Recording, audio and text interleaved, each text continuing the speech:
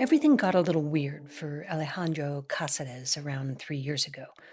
That's when a friend of his made an introduction to a guy who went by the name James Willie.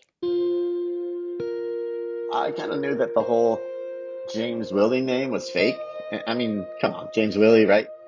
But then people in the cyber world use fake names all the time, he told himself. So I didn't really think much of it. Alejandro is 38, lives in Florida, and is a cybersecurity guy. His online handle is Pax, which he spells P, the number 4, and then the letter X. His specialty is writing exploits, the code that takes advantage of vulnerabilities in software.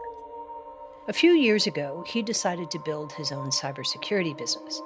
And when you're starting out and building a client list, you tend to be less choosy. You just want to get customers in the door, even if in retrospect, alarm bells are ringing everywhere.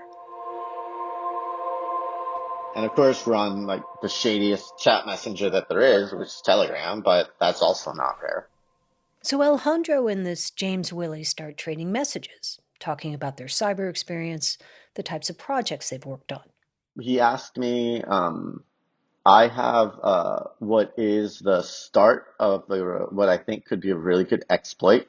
It is part of what we call a full chain exploit, and that's just where you are attacking a very complex program and it requires more than one vulnerability to really own the computer. James Willie appeared to have found the mother lode. In this case, it was Google Chrome. Everyone uses Google Chrome, right? It's the vulnerability that hackers dream about because it could compromise so many computers. The problem, James Willie said, is that he couldn't quite get his exploit to work. Maybe Alejandro, with all his coding skills, could lend a hand. It was very like flattering, but not in an obvious way, like he was just like, I think you can do this. James sent him the exploit so Alejandro could take a look. Now, Alejandro isn't naive. He doesn't just double-click on everything that comes to him.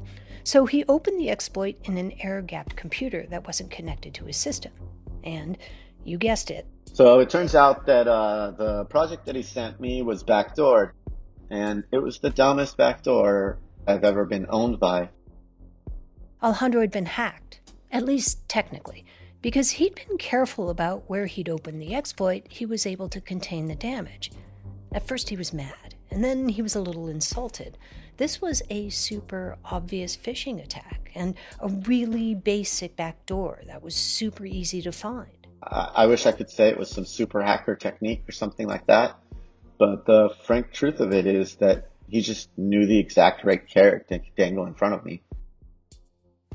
And for months, Alejandro didn't give it much thought, until one day he was reading a blog post by Google Tag, a threat analysis group, and one of their warnings caught his eye. Apparently, North Korean hackers were targeting cybersecurity researchers. And then Alejandro gasped. It gave aliases that they used, and sure enough, one of them was James Willie. James Willie, just like the name of the guy he'd been chatting with on Telegram. What did you think when you read that? I mean, did your heart sink, or did you slap yourself on the side of the head? What was your reaction? I think my first reaction was just shock, like holy shit, like I was just targeted by a nation state. I'm Dina Temple-Raston, and this is Click Here, a podcast about all things cyber and intelligence. We tell true stories about the people making and breaking our digital world. And today, the story of Alejandro Caceres, an American who got hacked by North Korea and then responded by doing something no one was expecting. He hacked them right back. What exactly did you take down? The answer is everything. Stay with us.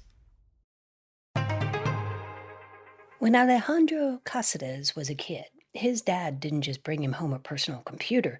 He actually built him one. My dad's a really smart guy. He's a PICU doctor, but somehow knows a lot about technology. He would build his own computers. And they weren't like the Commodore 64 computers that other kids had. They were just sort of Frankensteins. And he just love doing that. And I would use them and mess them up sometimes, and just do stupid stuff with them. So that's kind of where my first computer came from. Yes. When Alejandro was around 13, he began logging onto that family computer, entering AOL chat rooms, and doing what budding hackers often do. I started to get into what we would call now denial of service attacks. DDoS attacks. There was these little programs where you would flood people with messages, or you would use some funky tricks. Funky tricks like adjusting the font size. Like, for example, you increase the font a ridiculous amount. Not just 14-point type, but like 1,000-point type. You send it and it kicks them offline immediately. So I enjoyed it, and I honestly cannot describe why, besides the fact that I was just a little jerk. Or you could say, like just about any other computer literate kid, he was trying to test the limits of the internet.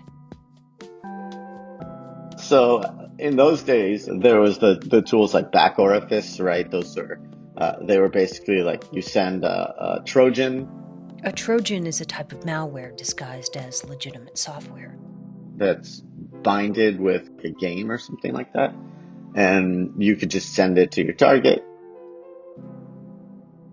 Kind of the early version of what those North Korean hackers seemed to do to him. My first proper hack, it was a friend of mine. I sent him this like really, really dumb game. And I told him, this game is amazing. You have to play it. And he opened it. And suddenly Alejandro had access to his friend's computer. But if he wanted to take actual control of it, he needed the IP address. In those days, when you sent an email, your IP address was actually right there. So I told him, hey man, like I'm having some problems with my email. If you could please send me a test email, I really want to make sure that this is working.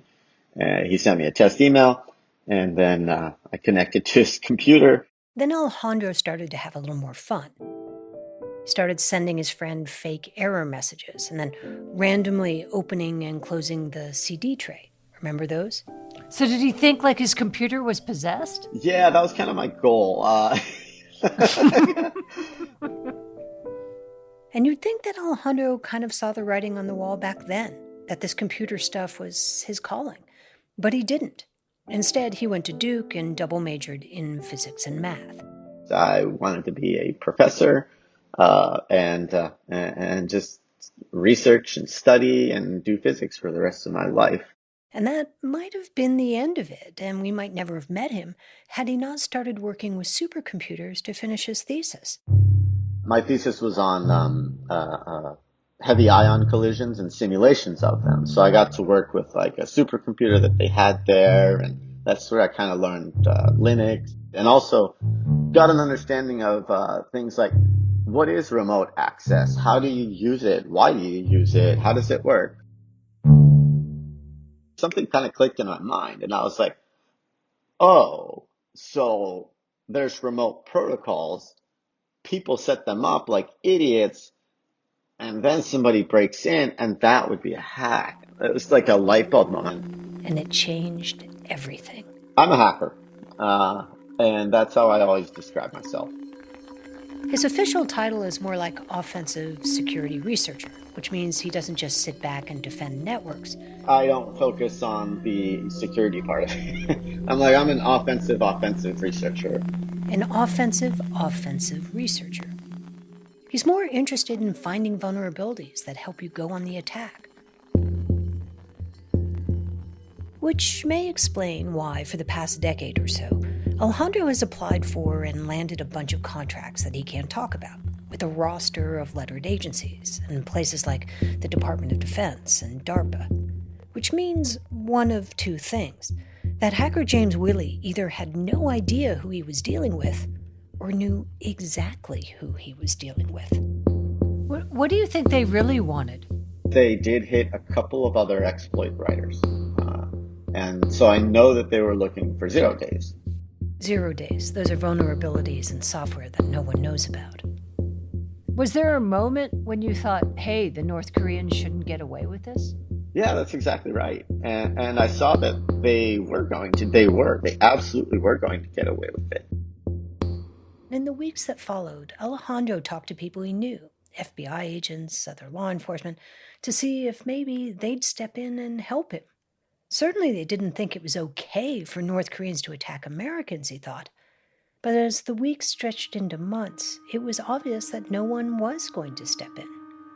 He was positive North Korea had hacked him, and that they were hoping to steal exploits he had written. They actually put a back door on his computer, and there'd be no consequences for that? So was there sort of this moment where you went, that's it, I'm going to get back at him myself? Yeah, actually, that was kind of my first thought. Let's hack North Korea, like the whole country. The thought of bringing down a country was not really, I never really planned much except for let's see what I can do.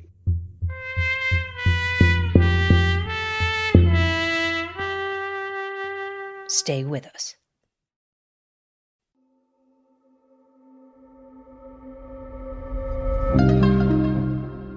In his public life as a security researcher, Alejandro runs a cybersecurity company called Hyperion Gray. He's kind of infamous for creating a controversial scanning tool called Punk Spider. Punk Spider projects. Has anybody here heard of the Punk Spider project? He unveiled it at the DEF CON Hacker Conference in 2021. Oh, sweet. More than like 5 people. It's more than I expected. Awesome.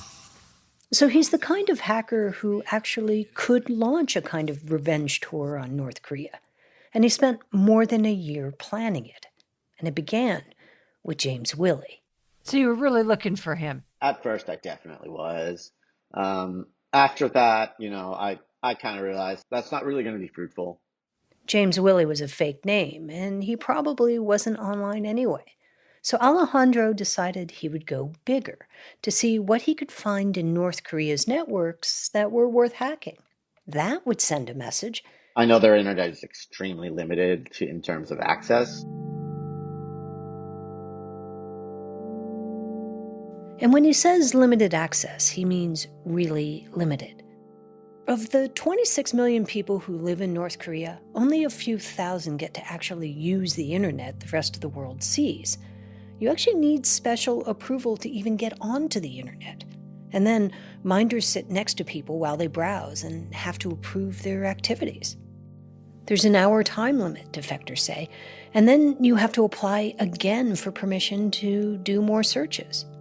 So in other words, the odds that Alejandro's nemesis was online and searchable was pretty unlikely. And he started the way most hackers do, by running some scans of their infrastructure. I knew that they weren't extremely sophisticated in their infrastructure. Maybe I will do some port scans and do some manual analysis and find something to break into. So Alejandro thought, maybe he could hack into some critical infrastructure in North Korea and send a message that way.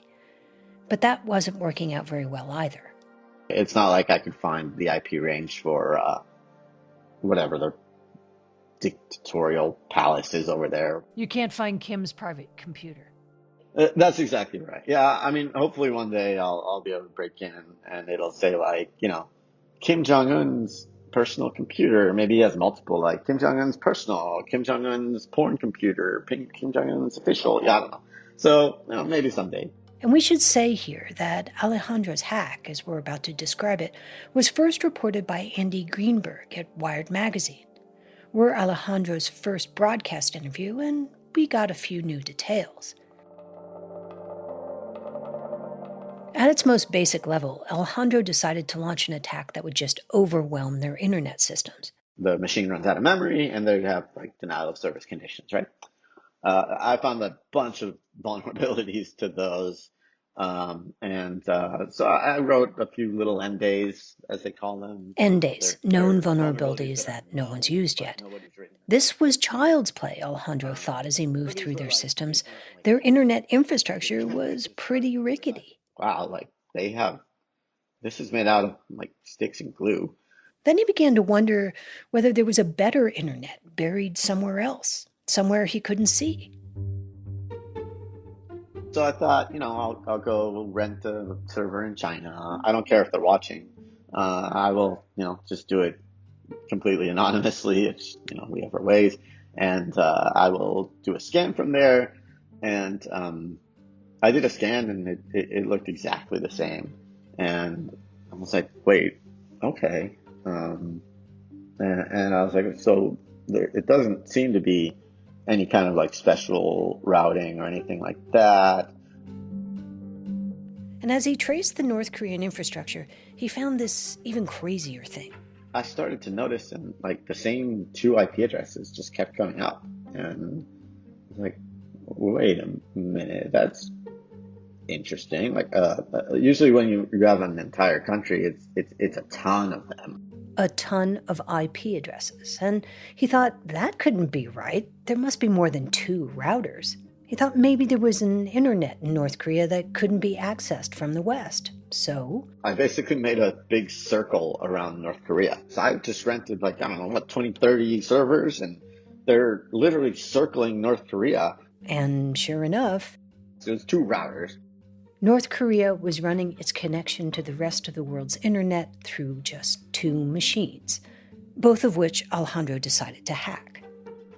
I was just like, that's incredible. I was like, I've never seen that.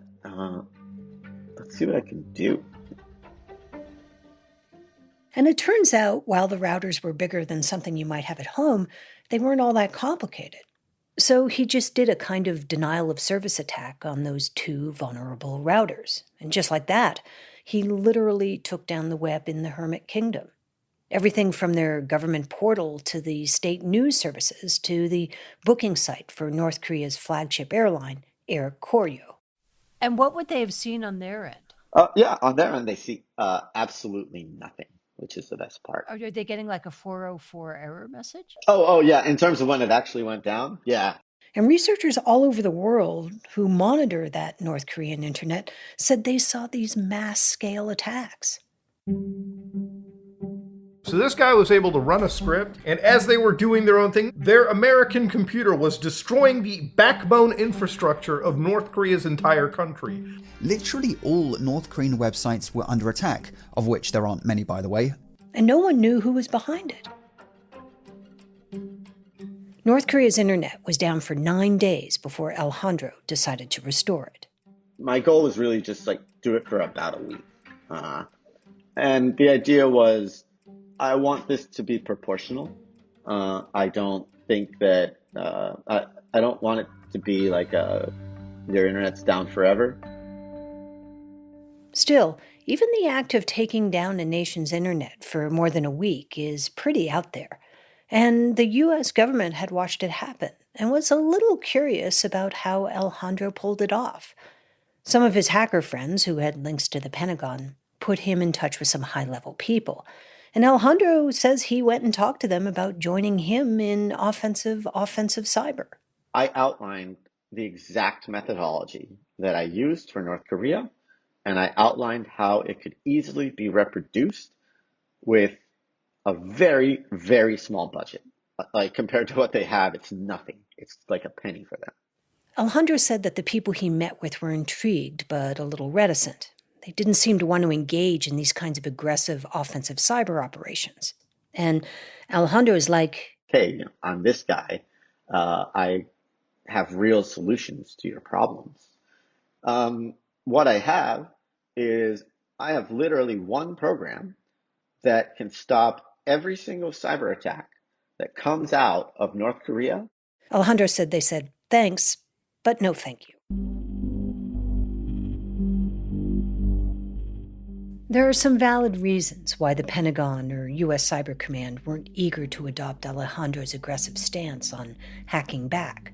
For one, his takedown of the North Korean internet wasn't really a military target. It was a civilian one. And attacking something like that is usually considered a war crime. That's what Russia is dealing with now as it attacks Ukraine's civilian infrastructure. There was a lot of debate initially. This is Jackie Schneider.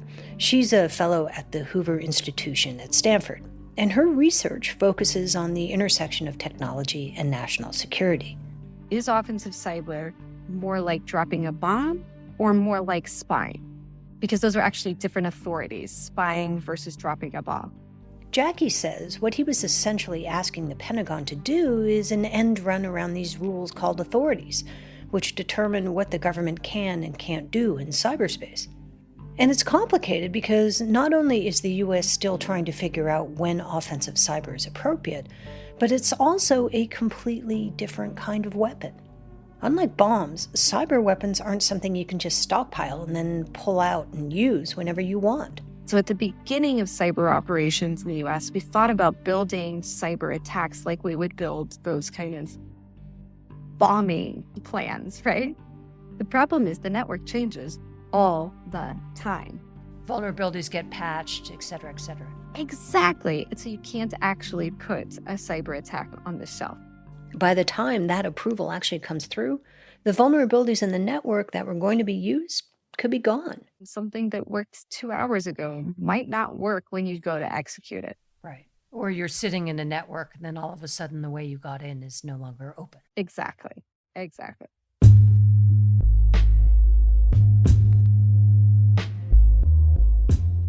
So is a hack a bomb or just spying?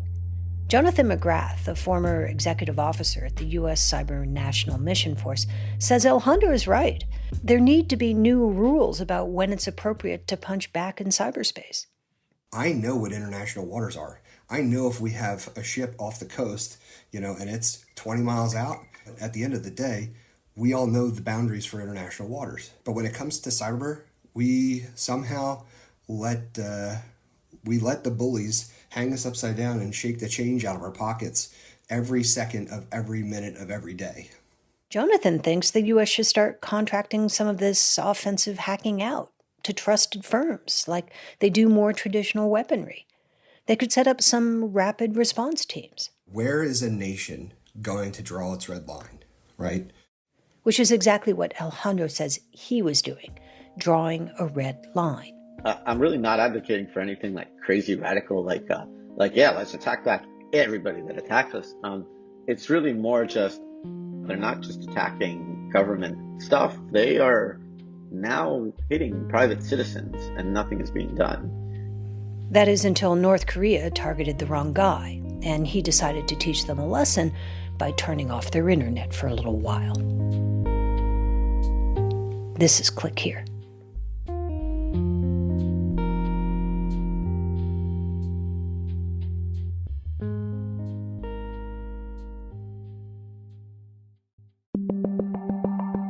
Here are some of the top cyber and intelligence stories of the past week. It's the end of Google search as we know it. Google announcing a rollout of AI-powered search results across the country this week. Google's flagship product is getting an overhaul. And among other things, now you can get AI-generated summaries at the top of your search results. Another cool feature Google announced? AI-organized search. You can just point your phone's camera at something like a broken record player and then ask Google, how do I fix it? So search could then pinpoint the exact make and model of my record player. Search fanned out and combed the web to find relevant insights. The result was music to my ears.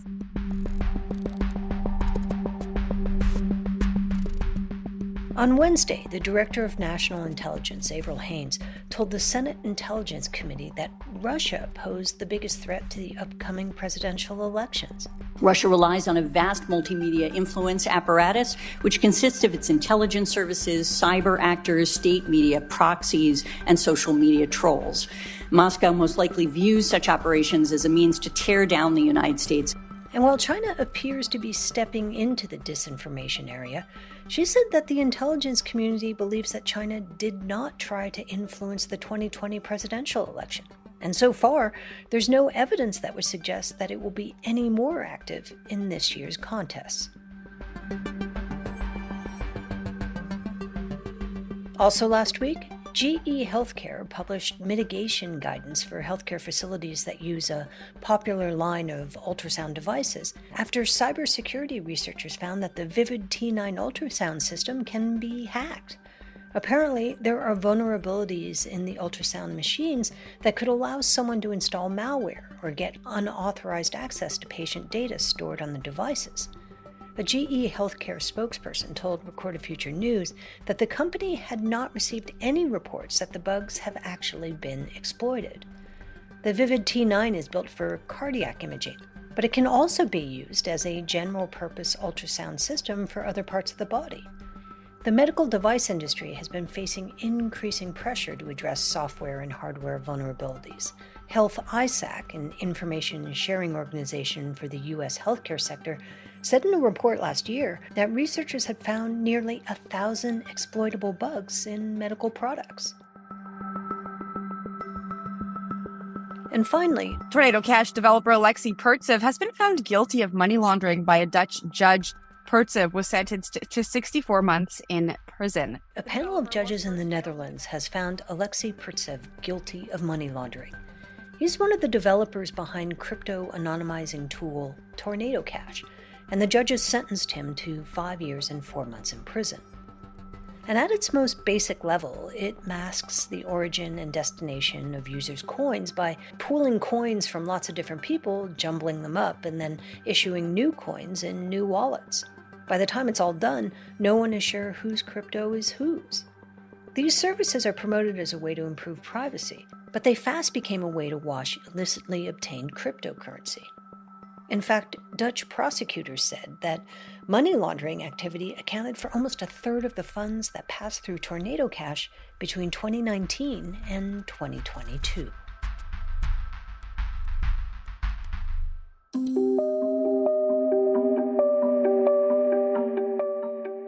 Today's episode was produced by Sean Powers, Kat Shuknecht, and me, Jade Abdul Malik. It was edited by Lou Olkowski, fact-checked by Darren Ankrum, and contains original music by Ben Livingston, with some other music from Blue Dot Sessions. Our staff writer is Lucas Riley, and our illustrator is Megan Goff. Click Here is a production of Recorded Future News. We'll be back on Tuesday.